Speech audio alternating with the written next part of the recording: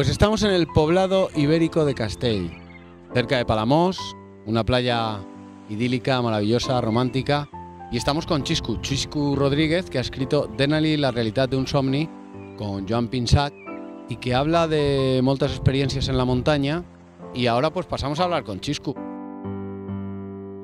Después de la cima, nosotros en las expediciones anteriores o viajes anteriores, pues siempre habíamos llegado al campo base y de vuelta a casa pues sin ningún problema. En este caso pues no pasa eso, sino que hay un accidente y unas consecuencias después.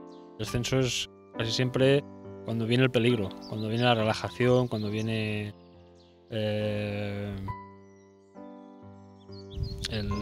esa confianza peligrosa, ¿no?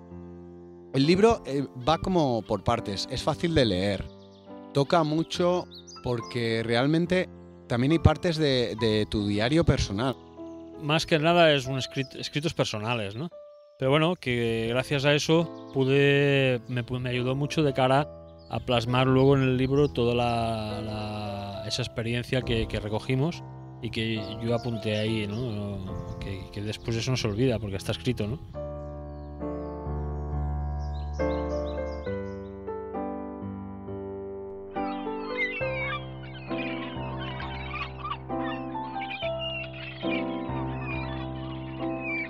Bueno, pues aquí estamos con el Xisco en un lugar emblemático de Palamós, el Faro, en el Faro de Palamós, porque pretendemos ser un faro, algo que ilumine, ¿no? Y lo que pretendemos iluminar con esto… Bueno, iluminar el camino, ¿no?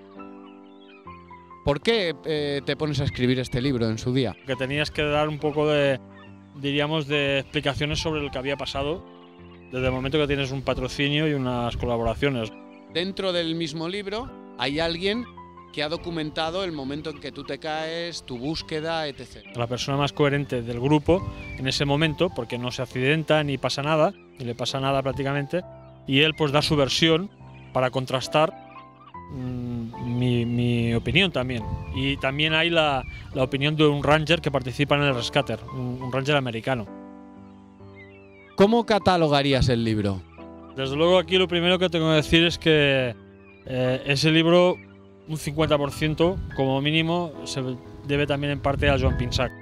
Joan Pinsach entendió muy rápido mis pensamientos y mis escritos y mi diario, ¿no? Aparte de que él es montañero también, alpinista. Un género para mí sería… el género sería montañismo romántico.